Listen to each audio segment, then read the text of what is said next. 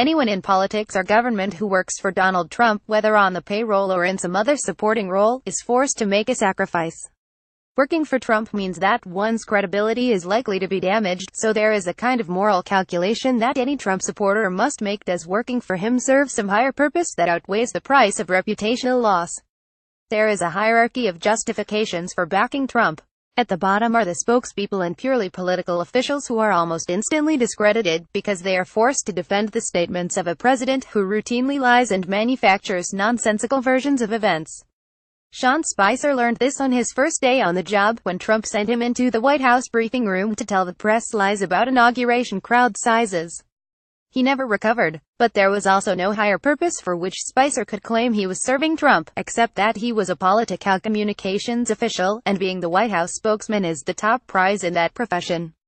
Republicans in Congress are a little farther up the pyramid. Many privately say that they believe Trump is a disaster of a president, an embarrassment to the GOP, and, as Bob Corker recently said publicly, echoing what he claimed were the views of most Republican senators, setting America on the path to World War III.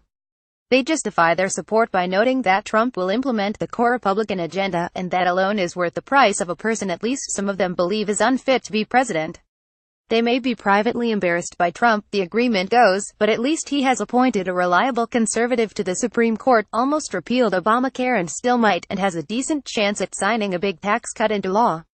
How morally justifiable one believes this argument is depends a lot on how bad one believes Trump is for the country and the world, though a third world war seems like it would be a steep price to pay for Neil Gorsuch. The tougher cases are at the top of the pyramid. The government needs to be staffed, and, especially in positions of national security, it's hard to argue against anyone taking a senior position at the Pentagon, the State Department, or the National Security Council to ensure that Trump's worst instincts are contained. This, of course, was the moral dilemma of the three generals now in top civilian jobs serving Trump: Defense Secretary James Mattis, the National Security Advisor, H.R. McMaster, and the White House Chief of Staff, John Kelly. They were all generally respected for their military service, untainted by prior association with Trump, and their work in the administration was generally believed to be a continuation of their service to the country by making sure our erratic president doesn't fulfill Corker's warning. We learned this week that, even if you maintain the most sympathetic view of why these ex-generals continue to serve Trump, there is no way to work for him without paying the Trump tax on one's reputation. Since joining the White House, Kelly has been viewed as a force for good. He helped to factionalize the West Wing by removing some of its most difficult personalities, such as Steve Bannon.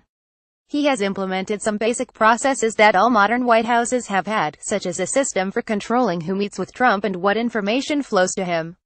But then, yesterday, he was dragged into the sordid spectacle of Trump's fight with a congresswoman and the grieving family of LaDavid Johnson, the Army sergeant who was killed in Niger earlier this month. Trump called Johnson's widow to express his condolences. Some things that Trump said, rather than console, offended Maisha Johnson, who allowed her local congresswoman and friend, Frederica Wilson, to listen to the call. After Wilson complained publicly about the tone of the call, Trump, rather than doing what any normal president would do by apologizing for any miscommunication, escalated the apparent misunderstanding into a Twitter war. The fact that Trump's targets, a widow and a Democratic congresswoman, are African Americans added to the sense that the president was, yet again, being racially divisive. Kelly, who rarely speaks publicly, stepped into the briefing room yesterday to defend the president. The most newsworthy comments he made concerned Wilson, who he said was an empty barrel who had once turned a ceremony meant to commemorate the deaths of 2 FBI officers killed in the line of duty into a celebration of her ability to steer tax dollars to her district. His attack on Wilson is worth quoting at length. The congresswoman stood up, and in the long tradition of empty barrels making the most noise, stood up there and all of that, and talked about how she was instrumental in getting the funding for that building, and how she took care of her constituents because she got the money, and she just called up President Obama, and on that phone call he gave the money, the $20 million, to build the building. And she sat down, and we were stunned. Stunned that she had done it. Even for someone that is that empty a barrel, we were stunned. But, you know, none of us went to the press and criticized. None of us stood up and were appalled. We just said, okay, fine, as was quickly reported. The video of Wilson's 9-minute speech is. Wilson did tell a story about how she, John Boehner, the House Speaker at the time, and Obama worked together to make sure that the building was named after the 2 slain FBI agents in time for the event. She said nothing about securing funding. She was, in fact, not in Congress when the money was authorized, and nothing about how she took care of her constituents. She asked law enforcement officials present to stand up so we can applaud you and what you do, adding, "We're proud of you, we're proud of your courage." She then told the tragic story of the two agents who lost their lives. The speech bears no resemblance to the speech Kelly described. The White House chief of staff maligned a congresswoman, whose only crime seemed to be criticizing Trump, with a series of lies. When a reporter at the White House on Friday asked Sarah Huckabee Sanders about the glaring discrepancy between Kelly's account and the actual speech, she said that the White House stood by his remarks. "There was a lot of grandstanding," she said. He was stunned that she had taken that opportunity to make it about herself.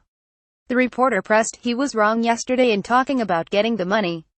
The money was secured before she came into Congress." Sanders shot back with the kind of statement that would be normal in an authoritarian country, suggesting that Kelly's previous military service placed him beyond criticism. "If you want to go after General Kelly, that's up to you," she said. "But I think that if you want to get into a debate with a four-star Marine general, I think that's something highly inappropriate." "No, it is not. Kelly is the chief of staff and a political operative. He held a press conference and told a lie that smeared one of Trump's political opponents. No government official's military background, no matter how honorable, makes him immune to criticism, especially given the subject at hand." Sanders' response was unnerving, but the bigger lesson of the episode is that no matter how good one's intentions are, when you go to work for Trump, you will end up paying for it with your reputation. For Kelly, not even his 4 stars prevented that.